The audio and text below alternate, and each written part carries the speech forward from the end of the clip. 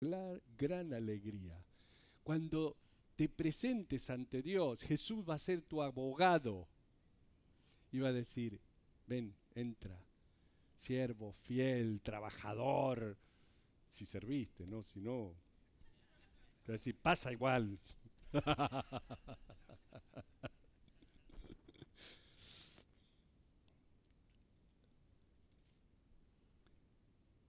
Ahora, ¿por qué voy a ser aceptado así? Porque yo lo he aceptado a Él ante la gente. Y eso es lo que está diciendo aquí. El aceptar públicamente la muerte de cruz del Señor Cristo Jesús nos hace perfectos ante el Padre. Es más, Juan en primera de Juan dice, si decimos que tenemos comunión con Él y andamos en tinieblas, mentimos y no practicamos la verdad. Pero si andamos en luz, como Él está en luz, tenemos comunión unos con otros y la sangre de Jesucristo, su Hijo, nos limpia ¿de cuánto pecado? De todo pecado. Primera de Juan capítulo 1 versículos 6 y 7. Si tenemos comunión con Él. Pero si una persona ha negado a Jesús delante de la gente, entonces se va a parar solita delante de Dios. Los libros serán abiertos delante de aquel que conoce todas las cosas, de aquel que conoce todos los secretos del corazón, porque la Biblia dice, y no hay cosa creada que no sea manifiesta en su presencia, antes bien todas las cosas están desnudas y abiertas a los ojos de aquel a quien tenemos que dar cuenta. Eso está en Hebreos capítulo 4. O sea que allí, en la soledad, completamente expuestos, solos ante Dios o solo ante Dios, allí no te va a valer de nada que hayas nacido en una casa cristiana o que te hayas bautizado en el río Jordán, ni te va a valer de nada que tu abuelita limpiara el templo por años, ni que tu mamá cantara en el coro, ni que de niño haya sido monaguillo. Es más, de acuerdo a Jesús, a muchos se les escuchará decir, Señor, Señor, ¿no profetizamos en tu nombre y en tu nombre echamos fuera demonios y en tu nombre hicimos muchos milagros? Y entonces les declararé, nunca os conocí, apartaos de mí, hacedores de maldad. Eso está en Mateos capítulo 7, hace unas semanas atrás lo vimos. Nunca te conocí. Eso va a ser horrible. ¿Sabías? Bueno, aquí Mateo en el capítulo 10, versículo 33 dice, y a cualquiera que me niegue delante de los hombres, yo también les negaré delante de mi Padre que está en los cielos. No penséis que he venido para traer paz a la tierra, no he venido para traer paz sino espada. Híjole. Ok, hemos visto que en el Evangelio de Cristo Jesús unifica al hombre. ¿Por qué digo esto? En el capítulo anterior vimos que eh, junta en un grupo a un celote, ¿recuerdan? A un celoso de los judíos y a un cobrador de impuestos. Dos polos completamente opuestos. Pero el Evangelio de Jesús también divide al hombre en dos categorías. Aquellos que son parte del reino de Dios y aquellos que son parte del reino de las tinieblas. Jesús divide al hombre como también une al hombre. Muchas veces Jesús divide a los que viven en una misma casa. Por ejemplo, un hijo que viene al reino de luz, pero su padre continúa en rebeldía, permaneciendo al mundo de las tinieblas, y por eso de ahí viene la división, las diferencias. Bueno, esa contención se da por la diferencia que existe entre el permanecer en el reino de la luz o al reino de las tinieblas, de la oscuridad. Pues el Señor dice en el versículo 35, porque he venido para poner en disensión al hombre contra su padre, a la hija contra su madre y a la nuera contra su suegra. Finalmente sabemos de dónde viene el problema. Tres suegras y chiste, ¿ok? Dice el versículo 36, y los enemigos del hombre serán los de su casa. Ahora, Jesús estaba hablando de su experiencia personal, pero no porque él se haya casado o algo así por el estilo, sino porque para ese tiempo, no sé si recuerdan, su madre, sus hermanos estaban contra él. ¿Recuerdan que fueron a buscarlo y lo acusaron, sus familiares lo acusaron de que estaba loco? Su propia familia. Entonces, versículo 37, el que ama a padre o a madre más que a mí, no es digno de mí. El que ama a hijo o hija más que a mí, no es digno de mí. ¡Wow! Está. Nuestro amor por Cristo Jesús debe ser supremo, aún por encima de los miembros de nuestra familia. Por supuesto, si ellos no están unidos con nosotros en la fe, si no son parte del reino de la luz, nuestro amor por Cristo Jesús debe ser mayor, aún que nuestro amor por los de nuestra propia familia. ¿Qué quiero decirles con esto? Que si eres cristiano y tienes familiares viviendo en tu casa, incluyendo padres, hijos, nietos y demás, ellos deben respetar tu hogar cristiano y tus creencias. Y tú no debes permitir el pecado en tu hogar. A eso es lo que se refiere Jesús.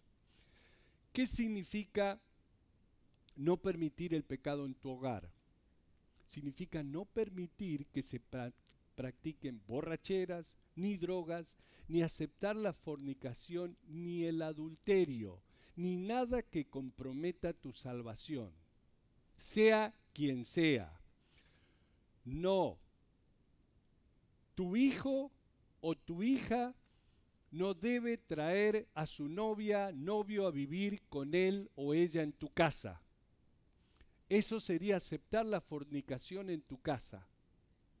Jesús dice que el que acepta esas cosas de parte de sus familiares está poniéndolos a ellos delante de él. ¿Sí se entiende? Versículo 38. Y el que no toma su cruz y sigue en pos de mí, no es digno de mí. El tomar nuestra cruz y seguirle es identificarnos con él públicamente y estar dispuestos a enfrentar por su causa el sufrimiento y la muerte. Creo que eso es muy claro y no debemos ser cómplices de nada ni de nadie, cueste lo que cueste. Sí, yo sé, son tus hijos, los amas, pero no puedes comprometer tu salvación y es muy mal ejemplo para ellos. Muchas familias cristianas sufren mucho por cosas malas que cometen sus hijos. Y para tratar de arreglar las cosas malas, muchas veces empeoran la situación. Por ejemplo, si una hija o un hijo cometen el error de quedar embarazada o dejar a alguien embarazada antes de casarse, por favor no los aconsejen que aborten. Por favor, al contrario, enséñenles a asumir la responsabilidad y a amar ese regalo precioso de Dios. Ayúdenlos en todo lo posible para que se casen y no vivan en pecado. Yo sé, hay hoy en día, especialmente ahora que se celebró el Día de la Mujer, para mí ver todas esas mujeres salir a la calle a pedir el derecho para abortar, la verdad, prefiero que no celebren el Día de la Mujer. Mujeres, yo las amo a ustedes y creo que son lo más maravilloso del mundo, pero ver tantos miles de mujeres salir en todo el mundo a pedir el derecho de matar, la bendición de Dios, eso es horrible. Nadie tiene ese derecho. Nadie debe tener ese derecho. Pero la excusa es de que si la violaron, hey, si no quieres al bebé, dalo a donación. Hay personas que están esperando por un bebé para adoptar 15 años y no pueden adoptar. Aconsejen eso. El aconsejarle que maten al bebé es pecado mortal por el cual vas a tener que responder. Tú como padre, por haber aconsejado eso, vas a tener que responder ante Dios. La Biblia dice que los hijos, nuevamente, son bendición de Dios, pero debemos criarlos en los caminos del Señor para que esas cosas no ocurran. Y si ocurren, tratar de ayudarlos de una manera que no comprometamos nuestra salvación y a la vez, como les decía, ser buen testimonio para ellos. Ahora, si has cometido ese tipo de error antes de aceptar a Cristo Jesús, tengo buenas noticias para ti. Cuando aceptaste a Jesús, eso fue perdonado. ¿Cómo sabemos eso? 2 Corintios capítulo 5, versículo 17.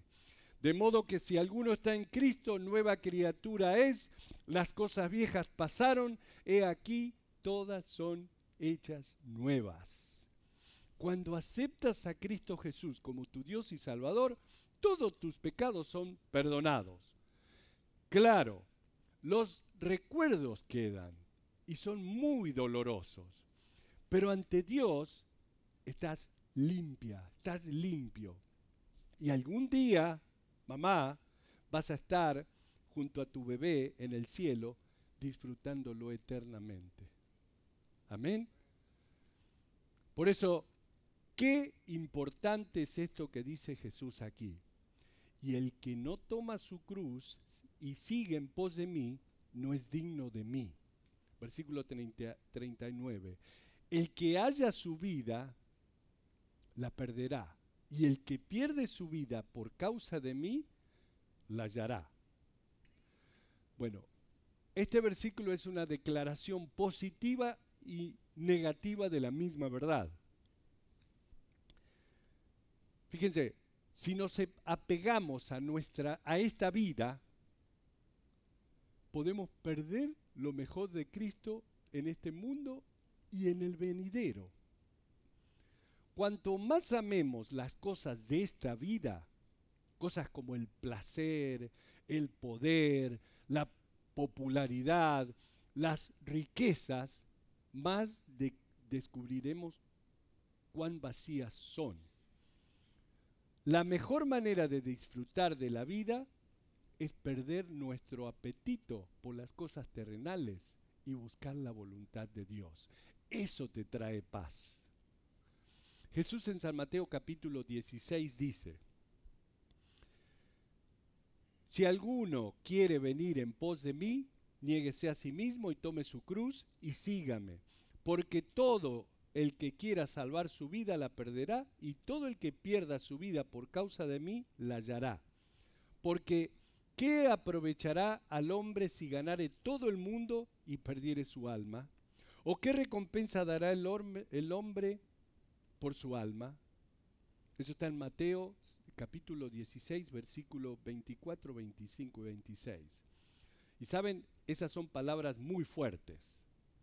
¿De qué valen todas las riquezas si no tienes a Jesús?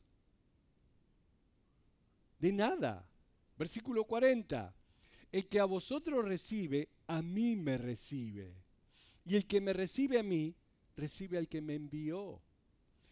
El que recibe a un profeta por cuanto es profeta, recompensa de profeta recibirá.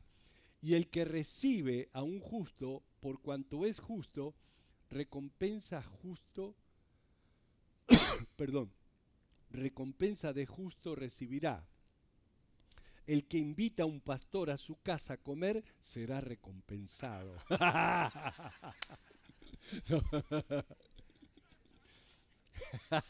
Era para ver si estaban despiertos. Versículo 42. Y cuando y cualquiera que dé a uno de estos pequeñitos un vaso de agua fría, solamente por cuanto es discípulo, de cierto os digo que no perderá su recompensa. Lo que está diciendo el Señor es, si haces estas cosas, es como si me las hicieras a mí, como si le estuvieras dando al Señor. Cuando le das a un siervo del Señor y lo recibes como recibiendo al Señor, recibirás tu recompensa. Por dar un vaso de agua fría a un siervo de Dios, a un niñito, de cierto os digo que no perderá su recompensa. Eso a mí me da mucha paz. Porque por lo que vemos aquí, nuestro amor a Dios será medido por cómo tratamos a los demás. El ejemplo de Jesús en cuanto a dar un vaso de agua a un discípulo o a un niño nos ilustra lo que es servir desinteresadamente. ¿Por qué? Porque un niño por lo general no puede pagar favores. Dios toma las buenas obras que hacemos o lo que no hacemos como si se los hiciéramos a Él. Eso es lo que más le pido yo siempre a Dios. Que aquellos que sirven a Dios, que lo hagan desinteresadamente.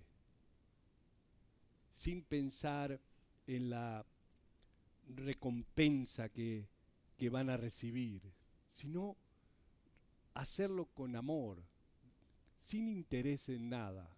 Las recompensas van a venir porque están en la Biblia, ¿no? Así que esa es mi oración siempre. Que todos nuestros siervos, y yo creo que sí, que nuestros siervos sirven de esa manera, sirven con amor. Padre, gracias por tu palabra, Señor, que es tan reconfortante,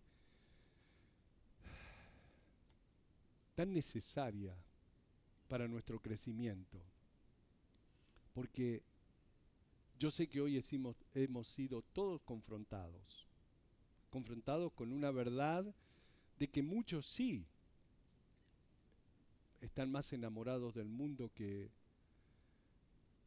en hacer tu voluntad. Así que, Padre, que ese sea un despertar para nosotros. Y Señor, nuevamente, te pido por un gran avivamiento entre nosotros, en nuestro corazón especialmente.